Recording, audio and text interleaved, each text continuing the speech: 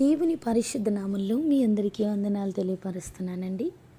పరిశుద్ధ గ్రంథంలో నుండి ఎహెజ్కేలు 34వ అధ్యాయము 28వ వచనం. ఎవరి వలనను భయము లేకుండా వారు సురక్షితముగా నివసించెదరు.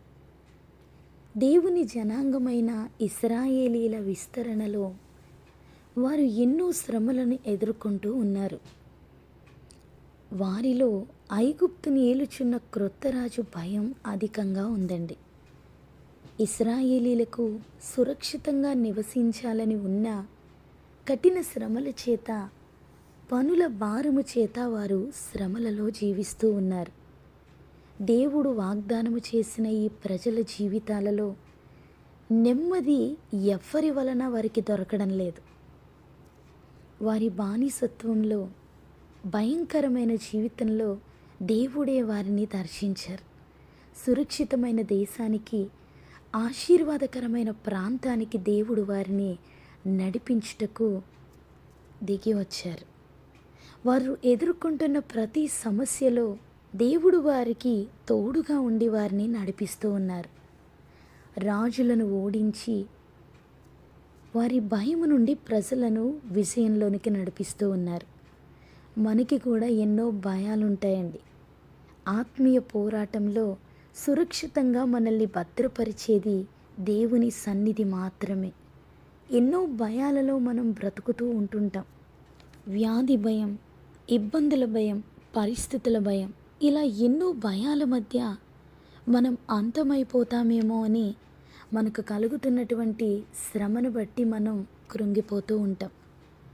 దేవుని మాటలు మనం నమ్మగలిగితే, కఠినమైన దాస్యత్వము నుండి ఇశ్రాయేలీల్ని విడిపించినటువంటి దేవుడు, భయంకరమైనటువంటి పరిస్థితుల నుండి వారిని తప్పించినటువంటి దేవుడు, వారికిచ్చినటువంటి వాగ్దానాలను మనకు కూడా స్థిరపరచుటకు శక్తివంతుడైనటువంటి దేవుని మాటలను మనం నమ్మగలిగితే, ఏ భయము లేకుండా మనం సురక్షితంగా దేవునిలో ఉండగలుగుతామండి.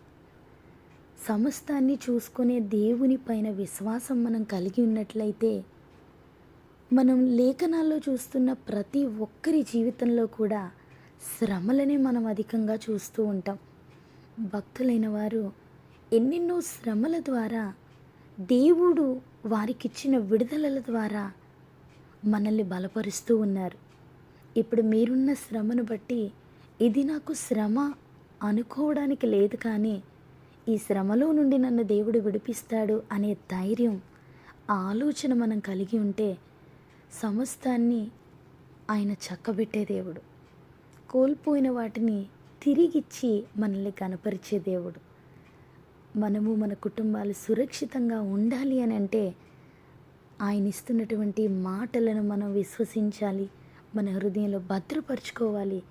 దేవుని యందలి నమ్మకం మనల్ని అనేక పరిస్థితుల నుంచి విడిపిస్తుంది, వ్యతిరేకతల నుండి తప్పిస్తుంది. అట్టి కృప దేవుడు మనందరికీ దయచేయను గాక. ఆమేన్.